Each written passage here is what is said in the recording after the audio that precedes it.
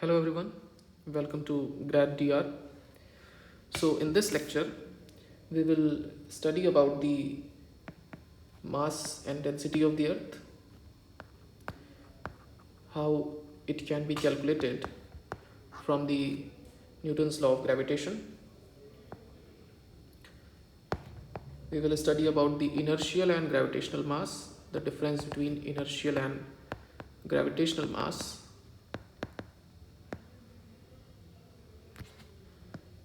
Third, we will talk about the gravitational field.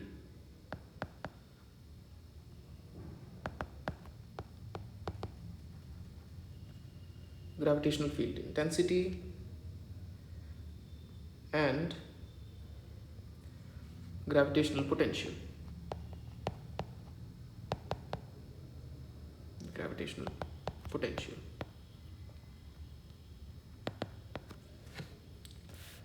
Now let's use the Newton's law of gravitation to calculate the mass and density of the earth.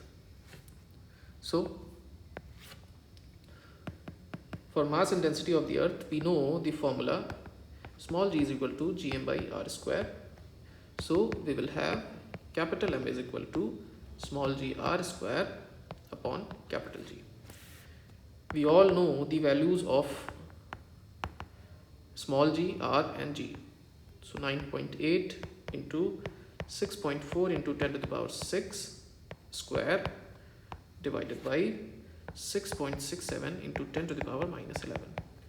After calculating this, we will get nearly 5.98 into 10 to the power 24 kg, which will be 6 into 10 to the power 4, 24 kg, or we can write 10 to the power 25 kg.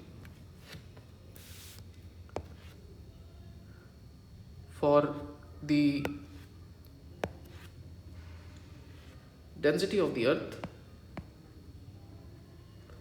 we will use the another formula. Small g equals to 4 by 3 pi rho gr. Now, so from here rho will be 3g 4 pi capital G and r. Putting the values, this will be 3 into 9.8 divided by 4 into 3.14 into 6.67 into 10 to the power minus 11 into 6.4 into 10 to the power 6.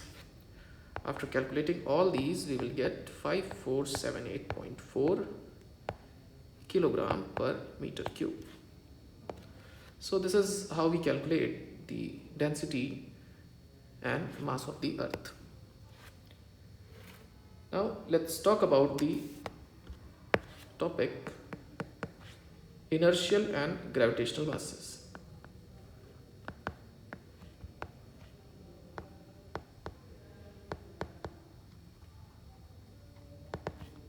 And gravitational masses.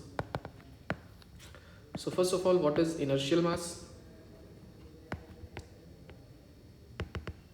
So inertial mass is the mass of the material body which measures its inertia. So mass of material body which measures inertia, and this inertia word come from the Newton's first law.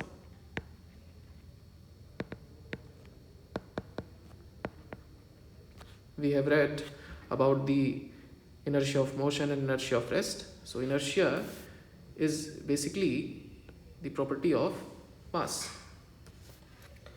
Now for this, if we have an external force F acting on body M, body of mass M, then since we know that whenever force is acting, body produces acceleration, and acceleration A. So F will be M into A. So the inertial mass let's write mi. So inertial mass will be force upon acceleration. So the inertial mass is the ratio of the magnitude of external force divided by the acceleration produced. Now what are the important points? So important points are, it measures the ability of the body to oppose the production of acceleration in its motion by an external force. Another one is, gravity has no effect on the inertial mass of the body. You can see that gravity has no effect on inertial mass.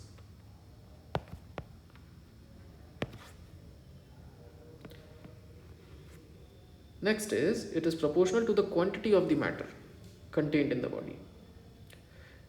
It is independent of the shape, size and state of the body. It also does not depend on the temperature of the body.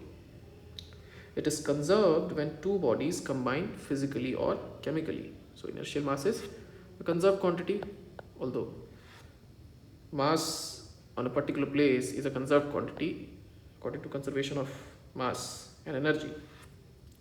Now let's suppose when a body moves with velocity v,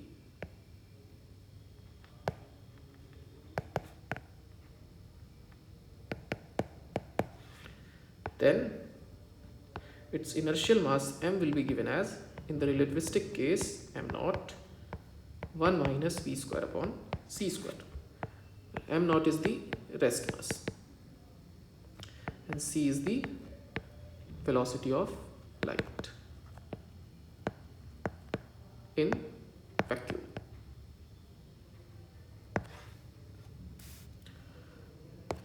Let's talk about the gravitational mass.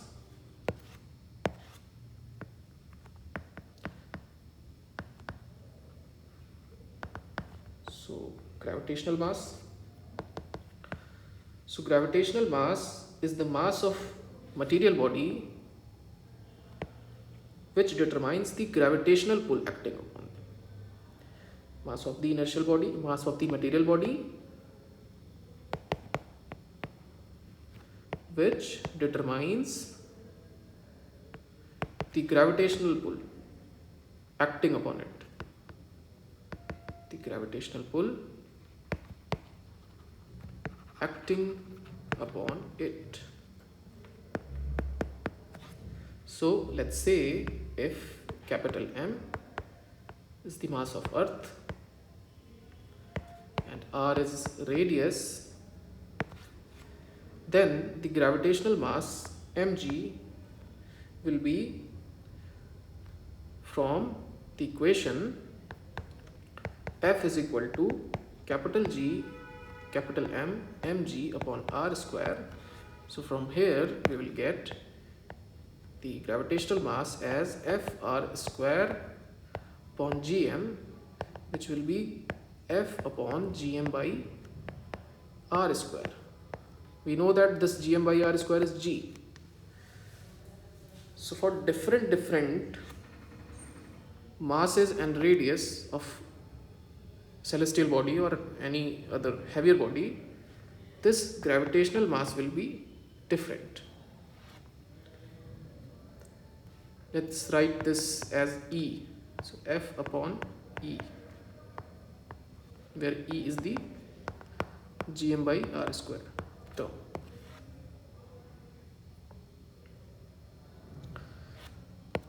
Now, if we take E equals to 1, then we will get mg equals to F. Thus, the gravitational mass of a body is defined as the gravitational pull experienced by the body in the gravitational field of unit intensity. Now, next is the another topic which will be before that let's comprise between the mass and weight. although it is a very basic thing, but let's write some differences. So mass is basically quantity of matter contained in the body, and weight is the attractive force experienced by the body when it is pulled at the center of the earth. The value of mass never changes with G. Mass never changes with G. That means it doesn't depend upon the acceleration due to gravity, but weight changes.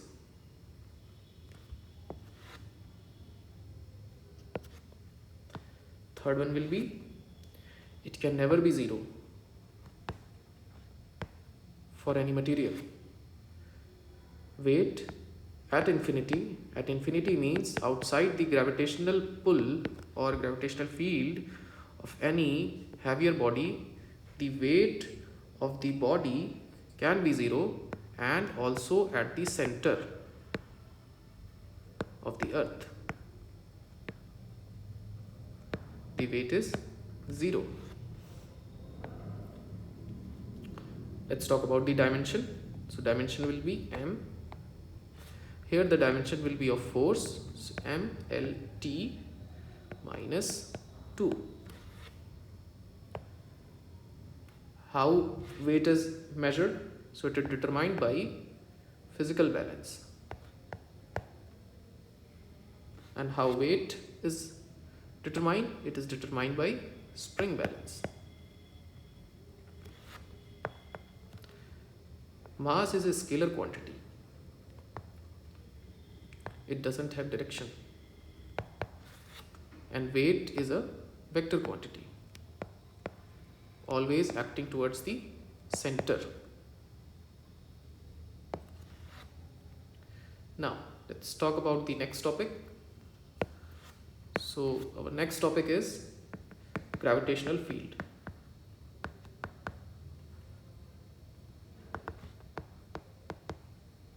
So what is gravitational field? So gravitational field, we can say that if we have a material body and the space surrounding the material body up to which its gravitational pull can be experienced by another point mass or a test body, then that is known as the gravitational field of the body.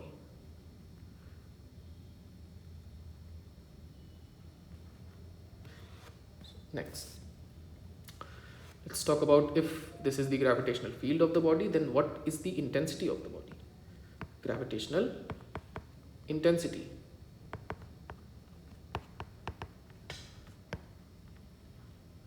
Because we will have to calculate the value. If the field has as much strength to attract a body, then what is the intensity? So intensity is defined as I. It is a vector quantity, force upon mass. So basically we can define it as the force experienced by the unit mass or the test mass which is placed inside the gravitational field, such that this mass does not produce any field itself.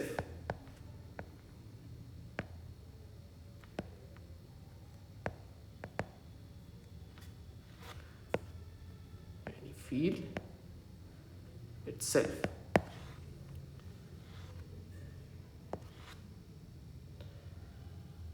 Now let's talk about this. So I is equal to F upon m. So from this we can say that it is a vector quantity and is always directed towards the center of gravity of the body, whose gravitational field is considered. That means it is always directed towards the center of the body whose gravitational field is to be considered. So here. Now,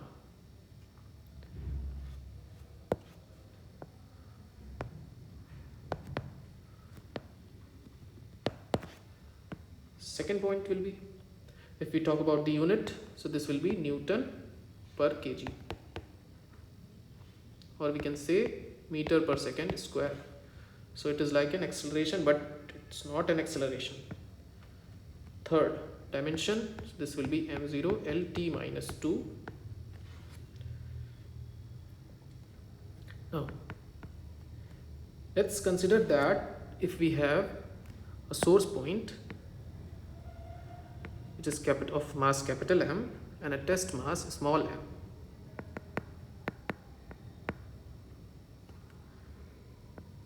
Distance is r. This is source point. Then the force will be capital G, capital M, small m upon r square. So gravitational field I will be capital G M small m upon r square divided by m. So this m will be cancelled out and we will get I as G m upon r square.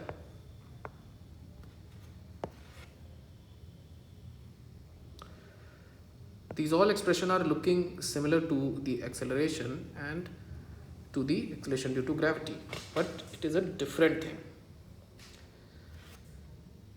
Next is, as the distance r of the test mass increases, as r increases, we can see that intensity decreases. Obviously, the field will be stronger at the center. So if a particle is here, suppose someone is here, so here no gravitational pull. Here we will have some pull, here we will have stronger intensity.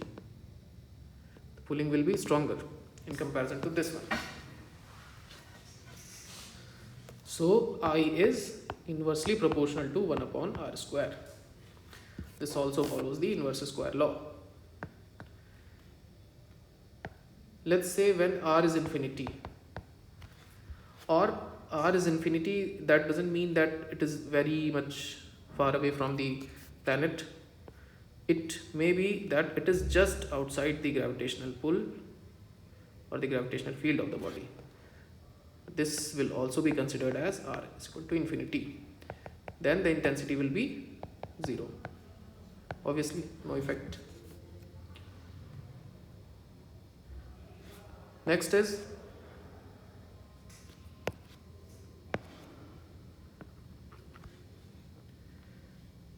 let's see the combined effect of different point masses. So this will be, since intensity is a vector quantity, so it will be the vector sum. Suppose there is mass m1, m2, m3, and we will have to calculate intensity this at this point. So this will be the vector sum. I1, I2, I3. The arrows will be here because it is directed toward the planet. So intensity will be the vector sum.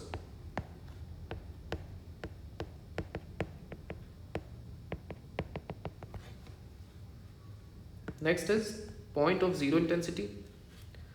So where the intensity will be 0, so that will be calculated as, suppose we have two masses m1 and m2 separated by distance d, and let's suppose there is a point P where the intensity is 0. Now from here the intensity, this will be I1, this will be I2.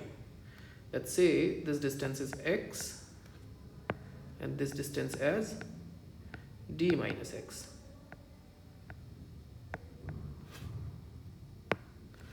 So if we say for point P,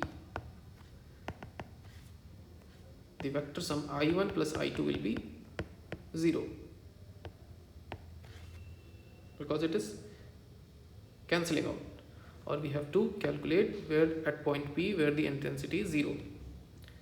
So we will write for I, let's say for I it is negative and for right side it is positive.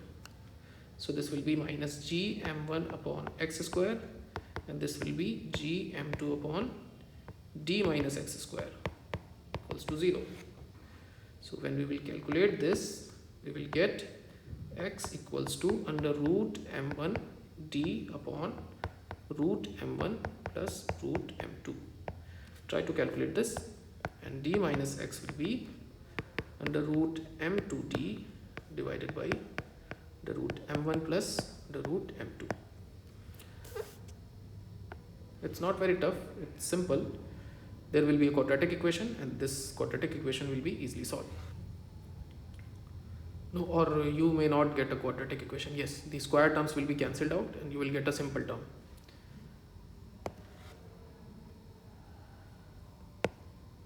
Next,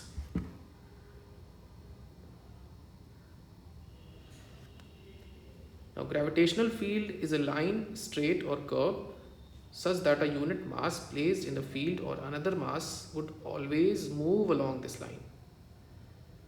That means field lines for an isolated mass are radially inwards. Okay. Next is, as we know that I is gm by r square, and also small g is capital G m by capital R square. So we can say that I equals to G. That means the intensity of the gravitational field at a point in the field is equal to the acceleration of the test mass placed at that point. Next topic is gravitational potential.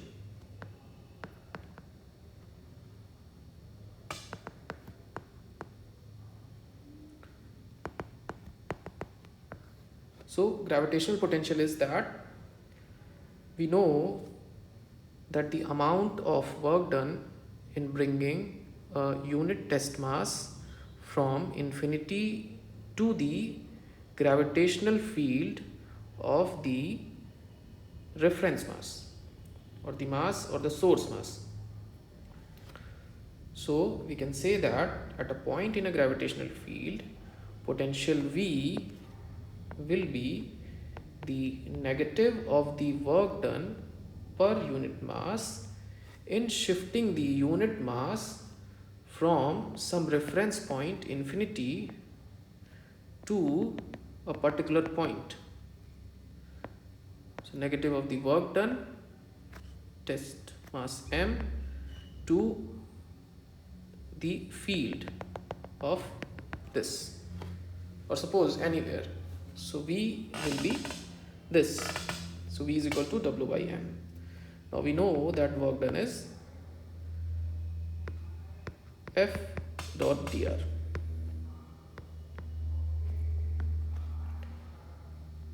So now we know F by M is intensity. So this will be I dot dr. Therefore, intensity will be minus dV by dr.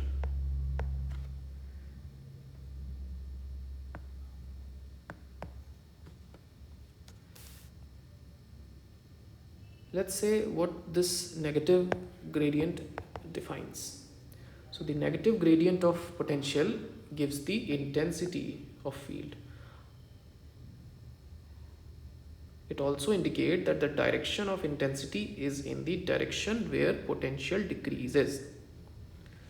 Direction of the intensity is in the direction where the potential decreases. Now let's see what are some important points about this. So we can say that potential is scalar quantity, is a scalar quantity. Second unit will be joule per kg or meter square per second square. Try to convert this into this. Third dimension will be m0 L2 T minus 2.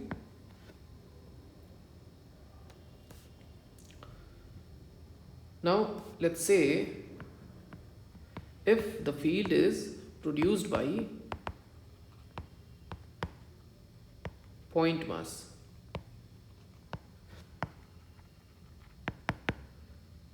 then we know that V is minus IDR, and this will be minus integration minus G capital M R square dr. So integrating this, we will get V as minus Gm by R plus C. Now C is some constant of integration. Now let's assume that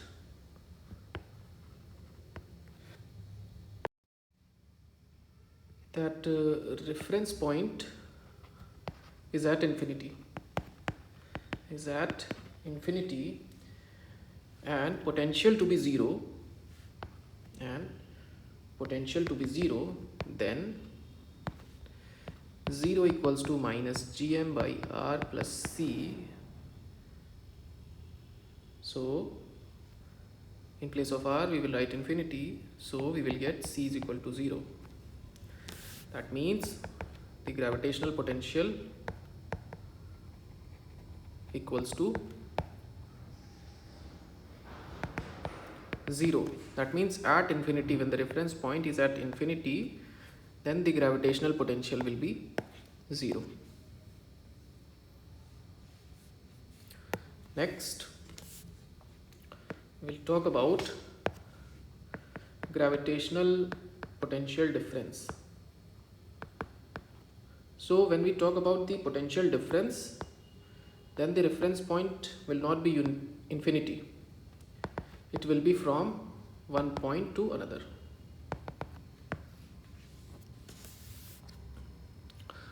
So let us assume that here is the capital M, the main mass, the 2 points, the test mass here, this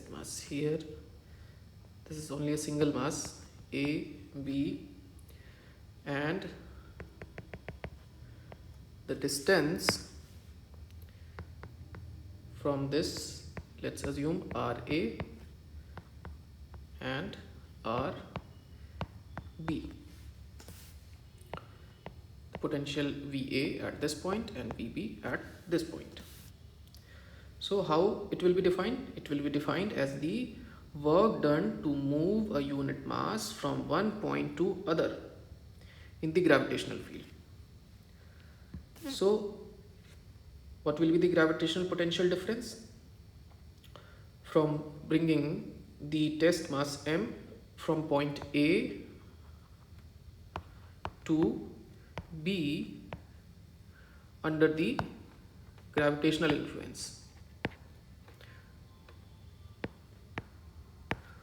of source mass capital M. So here delta V will be VB minus VA. That means work done from A to B divided by small m. So this will be minus Gm 1 upon RB minus 1 upon RA. So this is the expression. So potential difference will be minus Gm 1 upon RB minus 1 upon RA.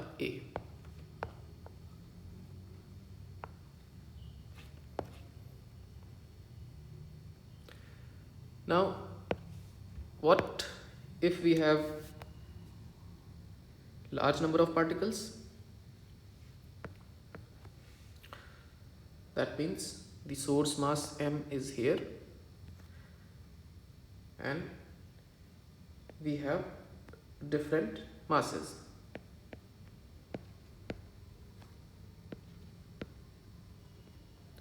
Then this will be the, suppose the point P is here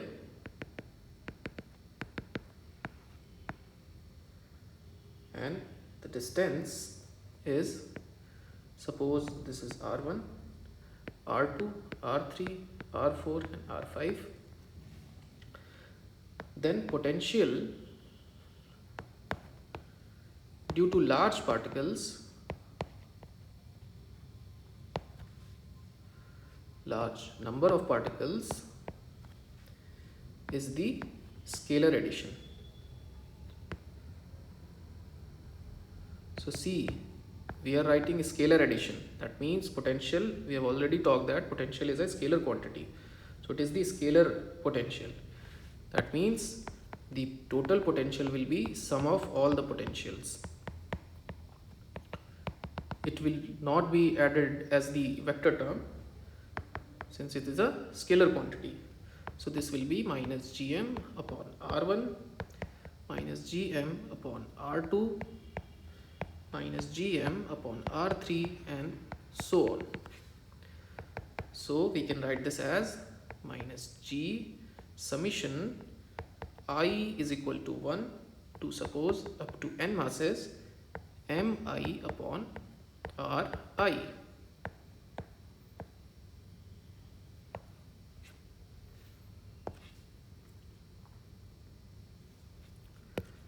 Now let's talk about the point of zero potential. So when the potential will be zero, we know that potential is a scalar quantity, so the contradictive part should be the negative one. That means it is the point in the gravitational field if the unit mass is shifted from infinity to that point, the net work done will be, so let's suppose we have mass m1, another mass m2, this is point A, this is point B, separated by distance d, and we have some point P. Let's suppose point P from A is at a distance of x and this will be d minus x. So P is the point of zero potential between two masses. That means net VA plus VB should be 0. So if we'll write this, so we will get minus G m1 upon x minus G m2 upon d minus x equals to 0. So when we will solve this, it is easy to solve this. So this will be G m1 upon x equals to G m2 upon d minus x. G's cancel out. So for x, we will get m1 d divided by m1 minus m2.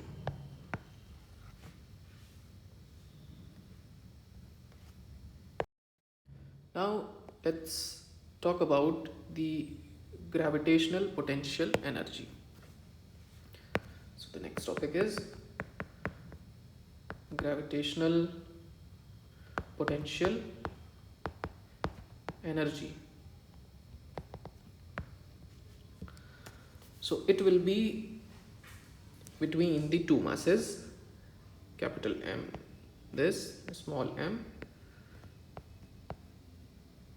separated by distance r. So the gravitational potential energy of a body at a point is defined as the amount of work done in bringing the body from infinity to that point against the gravitational force. So W infinity to a particular point R gm small m upon x square dx. So this will be, if we will integrate this, we will get, since g capital M small m are constant term, infinity to r 1 upon x square dx. So integration of this will be minus 1 upon x. So this will be gmm minus, sorry, I have taken minus outside. So this will be 1 upon x from infinity to r. So we will get minus gmm 1 upon r minus 1 upon infinity. Since this term is 0, so we will get minus g capital M small m upon r. This work done will be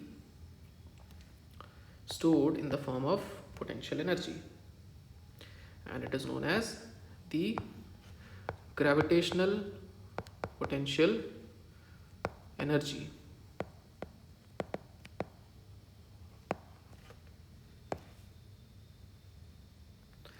Now let's talk about some key points.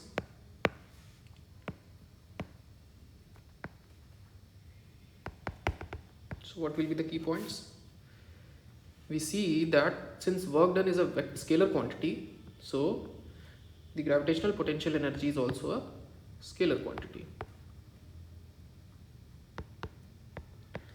What will be the unit? Since it is energy, so the unit will be joule. What will be the dimension? So dimension will be mL2 T minus 2. Fourth is gravitational potential energy is always negative.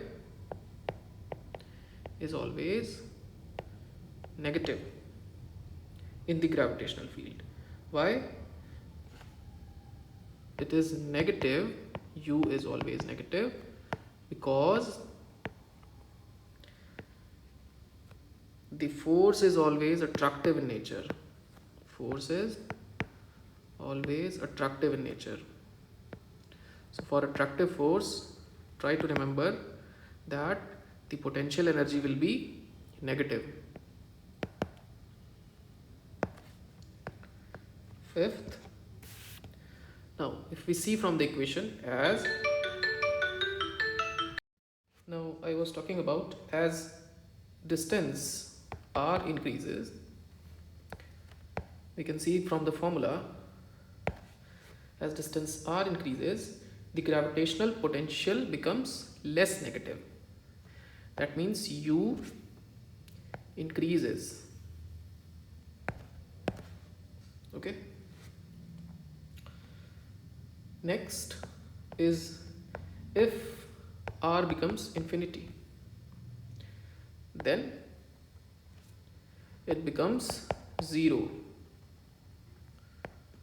That means 0 doesn't mean that it doesn't have value. It means the U will be maximum. It will be maximum.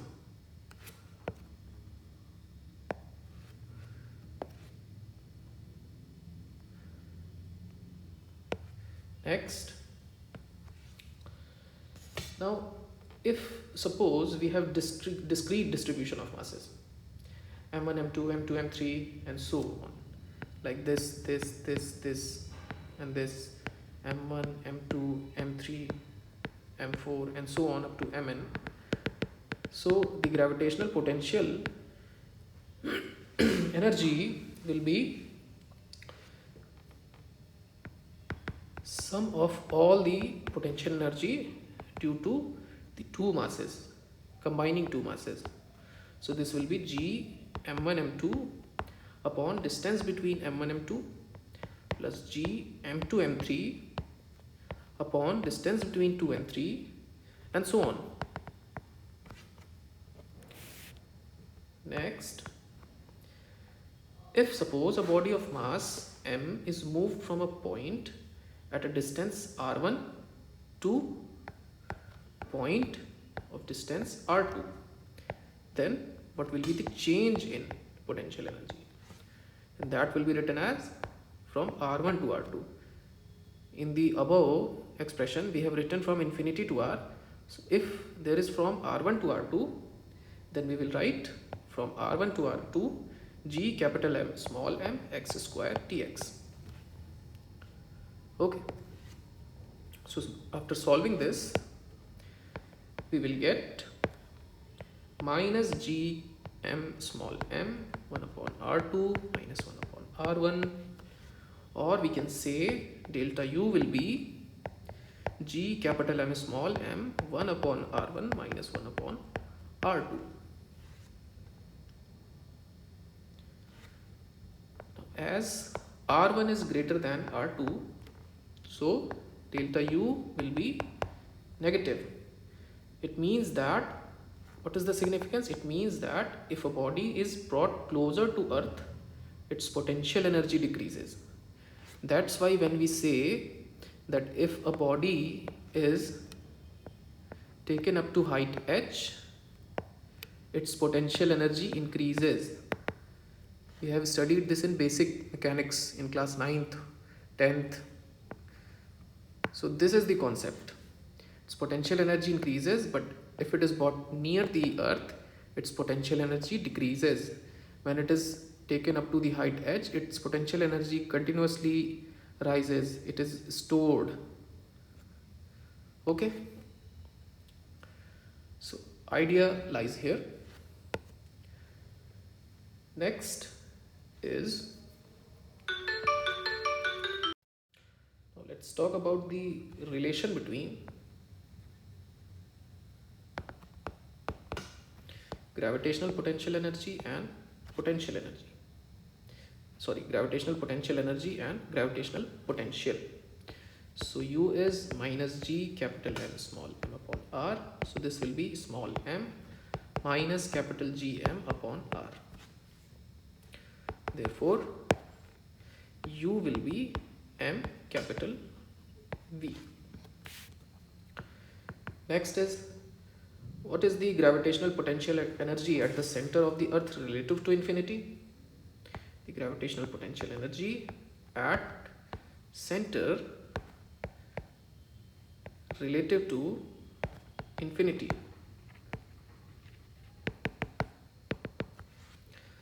So u center, this will be m, v center. So m, this will be minus 3 by 2 gm by r. This we will calculate in the advanced lecture. So this will be minus 3 by 2 g capital M small m upon r. Next, gravitational potential energy at height h.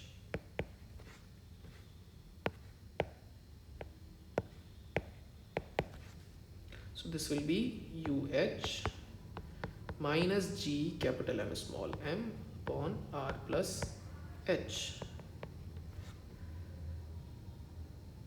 Now we know that G is equal to Gm by R square. So put Gm equals to Gr square. So this will be minus Gr square m upon R plus H. So this will be minus mgr upon 1 plus h upon r.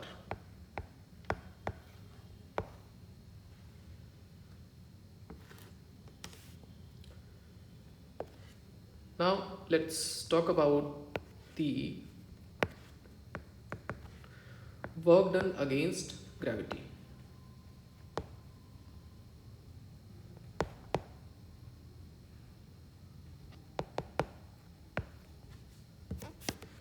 So suppose if a body of mass m is moved from the surface of the earth to point h above the surface.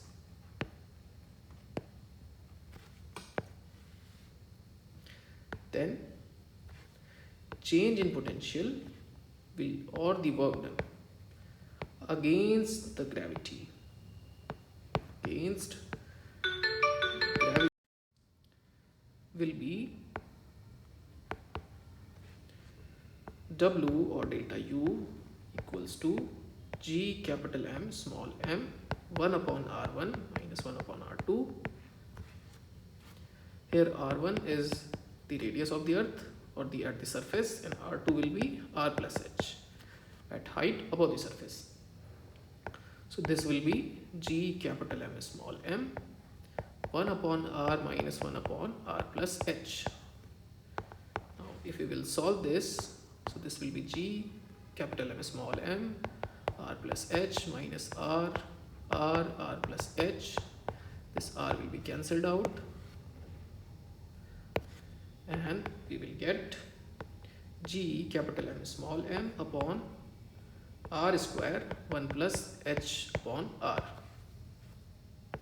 We will see this will be G m m H upon R square plus H R. We will take R square common, so we will get this expression. Now Gm upon R square is nothing but small g. Here H is also given. So this will be G M G H upon 1 plus H by R. So work done against the gravity will be at height H will be mgh upon 1 plus H by R. Now let's say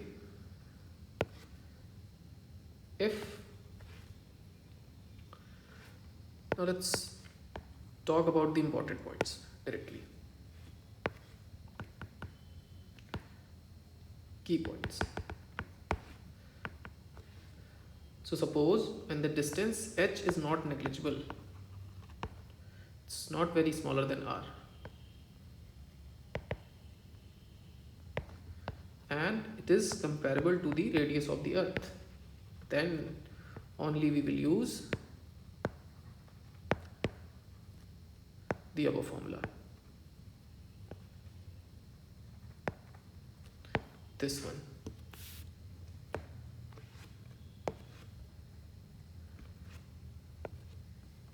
If h is n times r, then what we will get? W is equal to mgr n upon n plus 1. Try to remember these important formulas, because in exams we don't have time to derive it. Third, if h equals to r, then W will be mgr upon 1 plus r by r. This will be half mgr.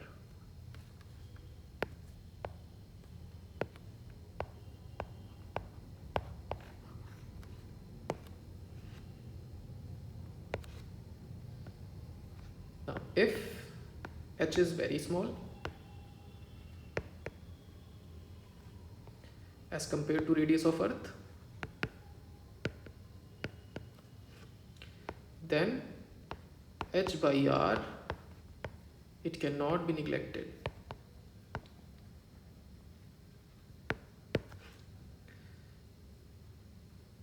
So from this expression mgh upon 1 plus h by r,